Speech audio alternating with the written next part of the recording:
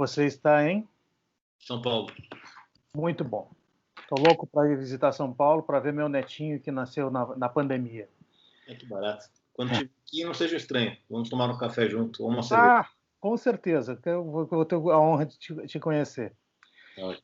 Essa edição da revista, ela tem um foco em algumas coisas e a palavra que eu mais ouvi foi compliance. Uhum. E você é o nosso representante no comitê de compliance. Então, eu gostaria que você começasse com duas coisas. Primeiro, né, dê aquela abertura, aquele pano rápido sobre o que é e como se opera o compliance, seja nas empresas, seja nos governos e nas relações institucionais governamentais, e depois o que o nosso comitê está fazendo, né, e até onde quer chegar nesse 2020. Maravilha. Bom, o compliance, via de regra, ele trata da parte reputacional de uma instituição, de uma organização. Ele entende que a reputação de uma empresa é um dos maiores ativos da empresa, ou de uma organização, que é o caso nosso, enquanto a BRIG. E é um ativo que demora muito tempo para se construir, é um trabalho hercúleo, um trabalho penoso para você construir a reputação de uma empresa, gera valor, gera recall, é um ativo que tem um retorno sobre esse investimento, mas é um ativo assim, bastante frágil. Qualquer instante, no estalar de dedos, você pode levar tudo praticamente por água abaixo por conta de um desvio de conduta ou algum tipo de atitude que não seja condizente com as melhores práticas do mercado. Então, daí a importância de você ter bem estabelecido regras claras, regras de conformidade e regras de preservação da reputação daquela organização, no nosso caso da BRIG. E um particular que a BRIG tem, pelo ramo que ela atua, ela é uma associação de profissionais que defendem a lisura e a legitimidade do profissional de relações governamentais e institucionais, buscando sempre o diálogo aberto entre o público e o privado, tentando transformar as divergências em convergências, lógico, sempre de uma forma lícita, transparente e pautada na ética e na moral. Infelizmente, o que não faltam nesse ramo de atuação são exemplos do que não se deve fazer. Então, sem citar o nome de empresas, a gente tem escândalos da velha república até a república atual, entre eles o escândalo lá famoso do Petrolão, do Mensalão, Carne Fraca, entre outros, que mostram falhas operacionais e sistemas frágeis de controle de condutas, de controle de atuação dos profissionais que fazem essa interface entre o público e o privado. Por conta disso, é um grande desafio e tem sido bastante preponderante na agenda da nossa presidente essa questão do compliance, porque nós queremos que a BRIG sirva de case de sucesso, de modelo exemplar de como se aplicar as regras e as diretrizes, as melhores práticas de compliance dentro de uma organização que tem a reputação, que tem o enfoque e a envergadura nacional que a BRIG tem. Então, basicamente isso.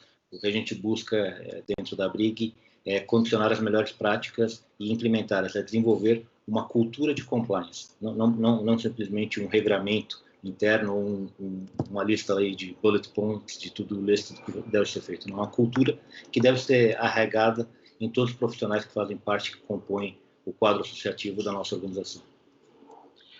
Muito bem. E esse ano complicado, como é que ficou? Extremamente desafiador, por vários motivos, né?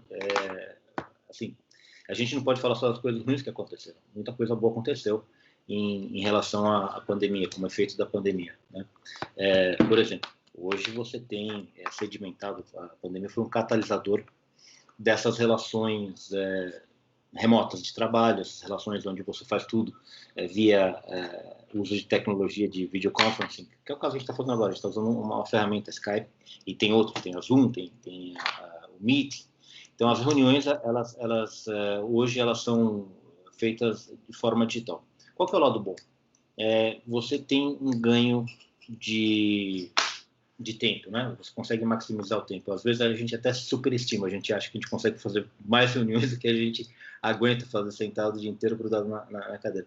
Mas houve uma otimização do uso do tempo, né? Você não tem muita conversa fiada. Você entra, abre a câmera e já começa. Por outro lado, você perde um pouco em qualidade de comunicação, e comunicação é uma ferramenta nossa enquanto profissionais de relações governamentais. Relacionamento é comunicação, e mais de 80% da comunicação não é feita só de forma oral e verbal, tem a linguagem corporal que é preponderante também. Então a gente perde um pouco em qualidade de comunicação por conta desse ambiente virtual que a gente tem que usar agora por conta da pandemia. Então tem um lado bom, tem um lado ruim, né? Isso é desafiador para o profissional de relações institucionais e governamentais. É um novo desafio. Como acompanhar uma agenda parlamentar, como acompanhar uma agenda dos poderes, seja ele judiciário, legislativo ou executivo. Então, toda essa parte de acompanhamento, de você fazer o corpo a corpo, mudou. Agora é um corpo a corpo virtual. E esse enfrentamento desse desafio não se dá somente do lado de cá e de fora, das relações que operam profissionais que operam na área de relações governamentais, como mudou também toda a sistemática, todo o procedimento dessas casas, dos órgãos reguladores, enfim, de quem detém o poder decisório. Particularmente para a área de compliance, isso também gerou um grande desafio, porque existem pessoas que criticam que há uma espécie de um déficit democrático, onde, ao enclausurar esse tipo de relacionamento para ambientes mais fechados, você perde em publicidade, você, em tese, perderia em transparência.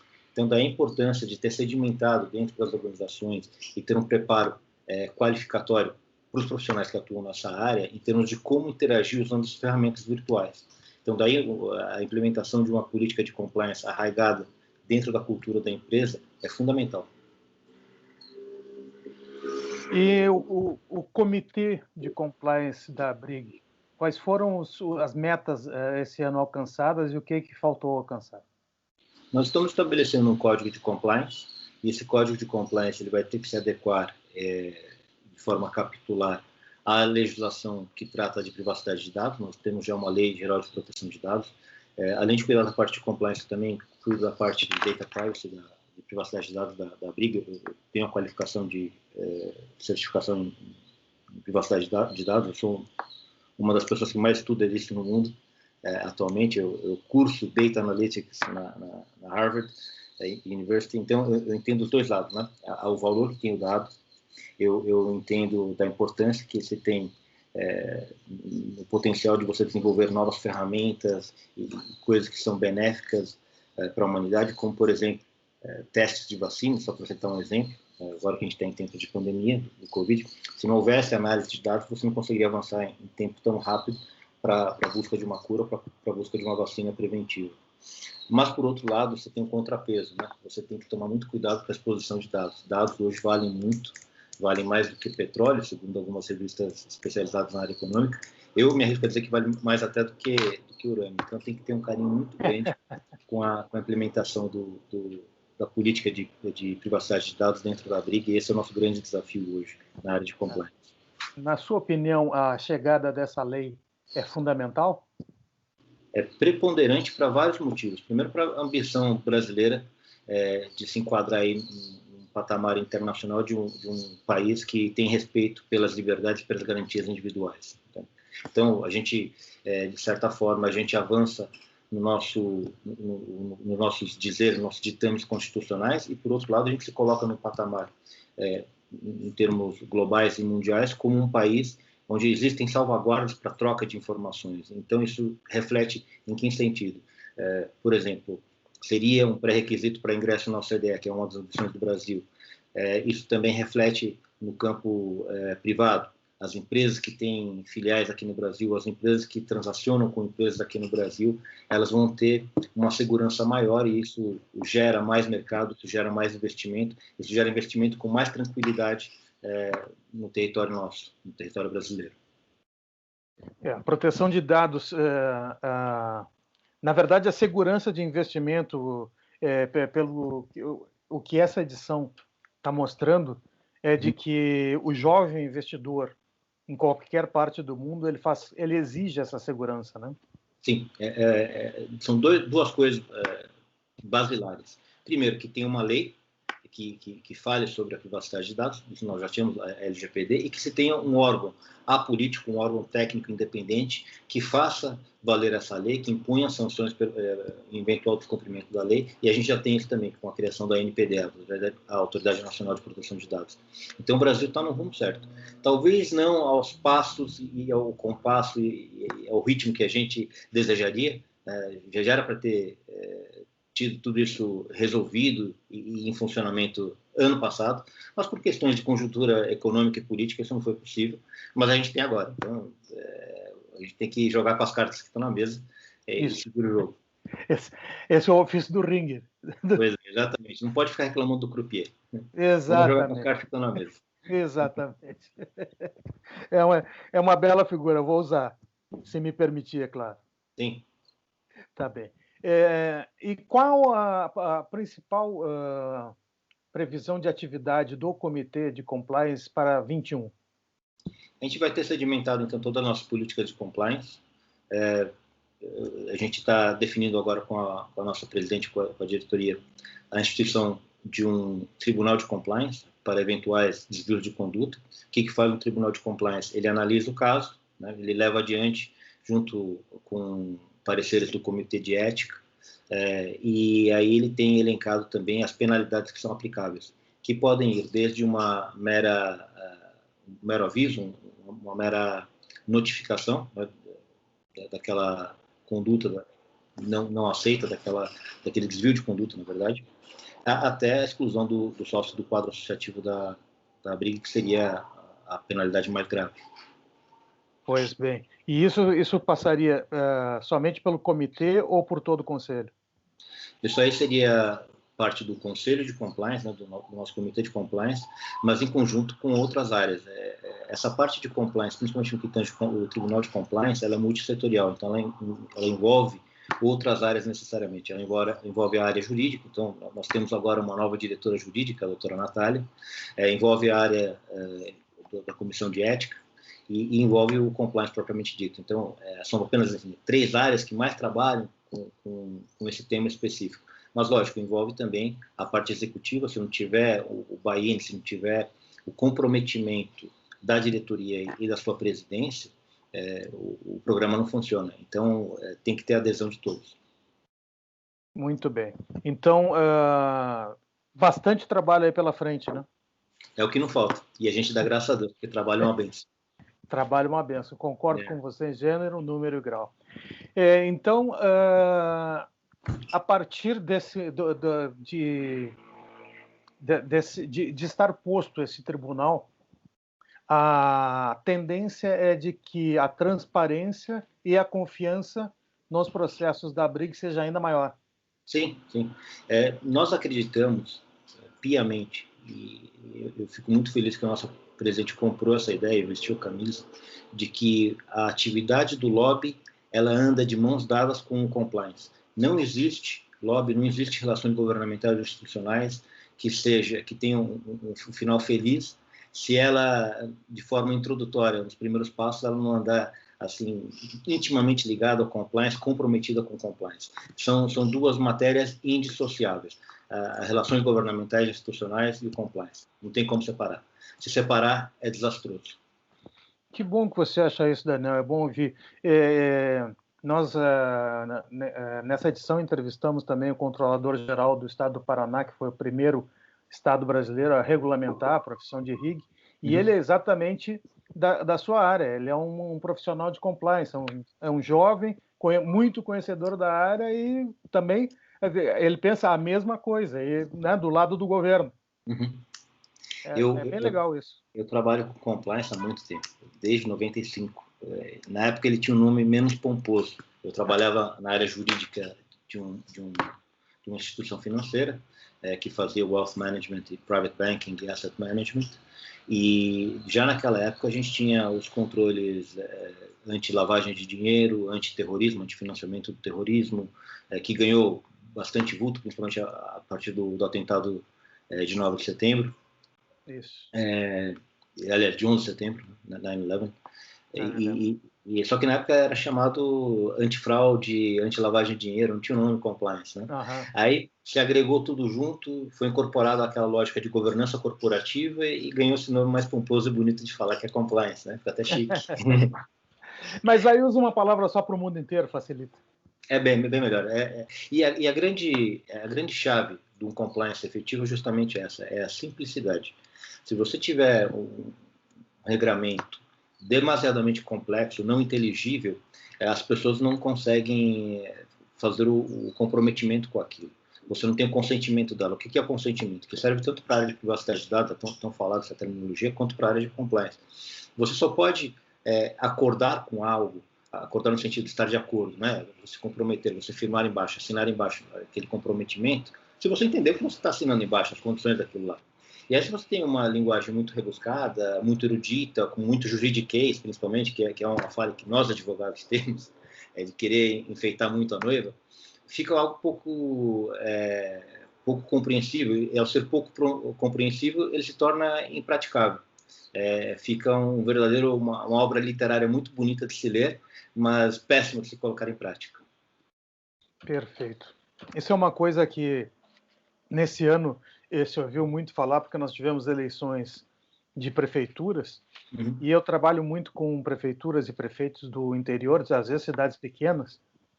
Se não houver essa estrutura bem nítida e bem clara para o eleitor da pequena cidade, o prefeito está ralado, ele está acabado. Sim. O compliance é fundamental para as empresas privadas. A adequação à política de privacidade de dados é importante para todas as empresas privadas. Então, o compliance de privacidade de dados, ele vai desde a empresa privada aos intermediários, que somos nós. A Brig é uma associação que lida com intermediários entre o público e o privado. E o compliance também, ele tem previsão legal e tem previsão na área de privacidade de dados, na LGPD, a adequação dos entes públicos. Eles têm que se adequar. E infelizmente, né, tá todo mundo deixando para a última hora, principalmente na parte de privacidade de dados, que as sanções elas só entram a valer a partir de 1º de agosto do ano que vem, e a gente, no melhor estilo brasileiro, a gente deixa para a última hora, esperando, quem sabe, um adiamento, né, um fôlego maior de tempo aí, mas eu acho que não vai acontecer.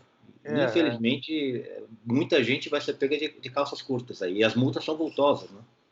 São, porque assim, essa edição está trabalhando muito na Agenda 2030, né? E todos os entrevistados, especialmente os de fora do país, dizem em uníssono, é um trabalho para 10 anos, não dá para deixar para a reta final, tem que começar já, tem que começar agora para ir criando a cultura para poder estar pronto em 2030. Não adianta começar em 2029 que não vai dar certo. Marco, o X da questão é cultura. O que é cultura? É a prática reiterada de certos hábitos por um determinado grupo. Então, se a gente não começa a praticar agora, não vai ficar regada essa cultura. Vai ser uma cultura sem raiz, uma árvore sem raiz tomba. Então, você tem que criar raízes, você tem que fazer essa semente germinar. E tem que começar agora. Sim, e regar, e tomar cuidado, e fertilizar. Exato, por isso chama cultura e não moda, né? Exatamente. Eu concordo com isso, porque você precisa criar a cultura e isso leva uma geração inteira para fazer.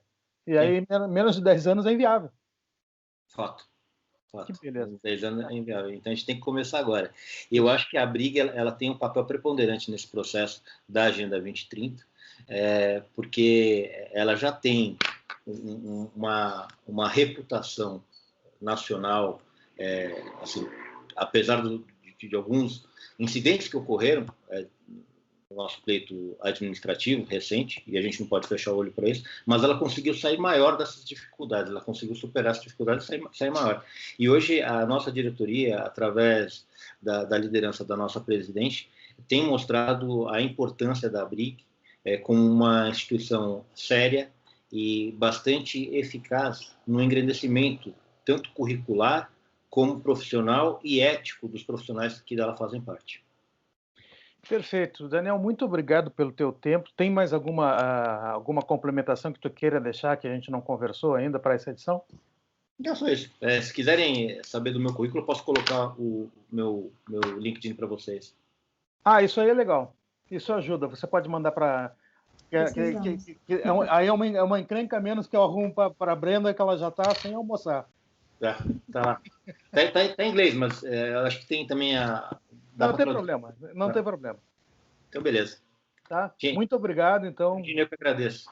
Tá, um excelente dia para você. Qualquer coisa a gente conversa, tá bem? Pode